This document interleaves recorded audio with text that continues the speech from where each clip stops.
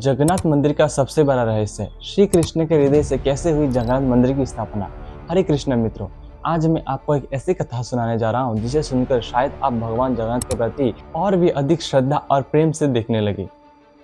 क्या सच में भगवान जगन्नाथ की मूर्ति के भीतर भगवान श्री कृष्ण का दिव्य हृदय स्थापना है? क्या सच में श्री कृष्ण का शरीर अग्नि में भस्म हो गया था लेकिन उनका हृदय नहीं जला? और आखिर कैसे वो दिव्य रहस्य पूरी तक पहुंचा? आइए इस अद्भुत यात्रा की शुरुआत करते हैं। समय था दोपहर युग का। सूर्य धीरे धीरे अस्त होने की ओर बढ़ रहा था। समुद्र की ठंडी लहरें बह रही थी। पक्षियों की आवाज भी मानो धीमी पड़ गई थी। ऐसा लग रहा था जैसे पूरी प्रकृति को पता हो कि आज एक युग समाप्त होने वाला है। एक विशाल पीपल के वृक्ष के नीचे भगवान श्री कृष्ण शांत बैठे हुए थे। उन्हें अपनी सारी लीलाएं पूर्ण कर ली थी। महाभारत का युद्ध समाप्त हो चुका था। धर्म की स्थापना हो चुकी थी। अब उनके पृथ्वी छोड़ने का समय आ गया था। उसी समय जंगल में जरा नाम का एक शिकारी शिकार की तलाश में घूम रहा था। अचानक उसकी नजर दूर चमकती हुई एक आकृति पर पड़ी। उसे लगा कि झाड़ियों के पीछे कोई हिरन बैठा है। उसने बिना देरी किए धनुष उठाया, तीर चराया और तीर छोड़ दिया। अगले ही क्षण तीर सीधा भगवान श्री कृष्ण के चरण में जाकर लगा। जरा दौड़ता हुआ वहां पहुंचा, लेकिन जैसे ही उसने देखा कि वो कोई हिरन नहीं बल्कि स्वयं भगवान श्री कृष्ण है, उसके हाथ कांपने लगे, धनुष नीचे गिर गया और वो रोते हुए भगवान के चरणों में गिर पड़ा और कहने लगा, प्रभु मुझसे बहुत बड़ा अपराध हो गया है, मुझे क्षमा कर दीजिए। भगवान श्री कृष्ण मुस्कुराए और उन्होंने कहा, जरा चिंता मत करो, ये सब मेरी ही इच्छा है, तुम केवल मेरी लीला के माध्यम बने। इतना कहकर भगवान श्री कृष्ण ने अपनी पृथ्वी की लीला समाप्त कर दी और बैकुंठ के लिए पधार गए। जब ये समाचार द्वारका पहुंचा तब चारों ओर शोक की लहर दौड़ गई।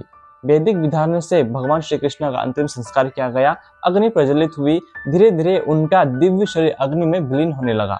लेकिन तभी एक चमत्कार हुआ। कहा जाता है कि भगवान का दिव्य ब्रह्म तत्व अग्नि में प्रभावित नहीं हुआ। कई लोक मान्यताओं में इसे भगवान का दिव्य हृदय भी कहा जाता है। वो न जला और न भस्म हुआ। ऋषि मुनि ने उसे भगवान की दिव्य शक्ति का प्रतीक माना। लोक मान्यताओं के अनुसार उस दिव्य तत्व को समुद्र के हवाले कर दिया गया। समुद्र की लहरें उसे अपने साथ बहाकर ले आई। दिन बीतते गए और अतः वह दिव्य दारू ब्रह्म लकड़ी के रूप में पूरी के समुद्र तट पर आ पहुंचा। उस लकड़ी के अद्भुत प्रकाश निकल रहा था। सुगंध चारों ओर फैल रही थी। लोग समझ गए थे ये कोई साधारण लकड़ी नहीं है। उसी समय मलवा के महान भक्त राजा इंद्रदेव भगवान विष्णु के परम भक्त थे। एक रात उन्हें स्वप्न आया। भगवान ने कहा, समुद्र तट पर जो दिव्य दारू मिला है उसी से मेरी विग्रह बनाओ। मैं जगन्नाथ के रूप में वही निवास करूंगा। सुबह होते ही राजा अपने सैनिकों और ब्राह्मणों के साथ पुरी पहुंचे। उन्होंने उस दिव्य दारू को प्रणाम किया, लेकिन एक समस्या थी। कोई भी शिलाकार उस लकड़ी को काट ना पा रहा था। उसी समय एक वृद्ध बुढ़ा आया। उसने कहा, मैं इन मूर्तियों का निर्माण कर सकता हूँ, लेकिन मेरा एक शर्त है, जब तक मैं काम ना पूरा कर लूं कोई भी मेरे कमरे का दरवाजा नहीं खोलेगा। राजा मान गए। वृद्ध भीतर चला गया। दिन बीतने लगे। अंदर से हथौड़ी और छेने की आवाज आती रही। फिर अचानक एक दिन सारी आवाजें बंद हो गई। रानी गुंडीचा घबरा गई। उन्हें लगा कि कहीं वृद्ध के साथ कुछ अनहोनी तो ना हुई हो। उन्होंने राजा से दरवाजा खोलने का आग्रह किया। राजा ने भी चिंता में आकर दरवाजा खोल दिया। दरवाजा खोलते ही सभी आश्चर्यचकित रह गए। वृद्ध बूढ़ा वहां नहीं था। कहा जाता है कि वे स्वयं भगवान विश्वकर्मा थे और सामने भगवान जगन्नाथ, भगवान बलभद्र और देवी सुभद्रा का मूर्तियां विराजमान थी, लेकिन उनके हाथ और पैर पूर्ण रूप से नहीं बने थे। राजा दुखी हो गए। तभी आकाशवाणी हुई, हे राजन, मेरी यही इच्छा है, मैं इसी रूप में युगों युगों तक अपने भक्तों के बीच रहूंगा। इसके बाद अत्यंत गुप्त विधि से उस दिव्य ब्रह्म पदार्थ को भगवान जगन्नाथ की मूर्ति के भीतर स्थापना किया गया। आज भी जब नफ कलेवर होता है तब उसी परंपरा के अनुसार पुराने विग्रह से ब्रह्म पदार्थ को नई प्रतिमा में स्थानांतरित किया जाता है। यही प्रक्रिया इतनी गोपनीय होता है कि इसमें शामिल सभी लोगों के आंखों में पट्टी बांध दिया जाता है और मंदिर के पूरे क्षेत्र में रोशनी बंद कर दी जाती है। इस ब्रह्म पदार्थ का वास्तविक स्वरूप आज तक गोपनीय है।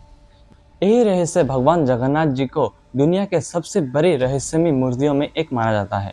लेकिन एक बात जानना बहुत जरूरी है, पुराणों और मंदिर की परंपराओं में ब्रह्म पदार्थ का वास्तविक स्वरूप स्पष्ट रूप से नहीं बताया गया है। कोई लोक मान्यता में इसे भगवान श्री कृष्ण का दिव्य हृदय कहा जाता है, जबकि मंदिर परंपरा में केवल ब्रह्म पदार्थ मानती है। इसलिए इस कथा को श्रद्धा और लोक मान्यता के रूप में समझना चाहिए।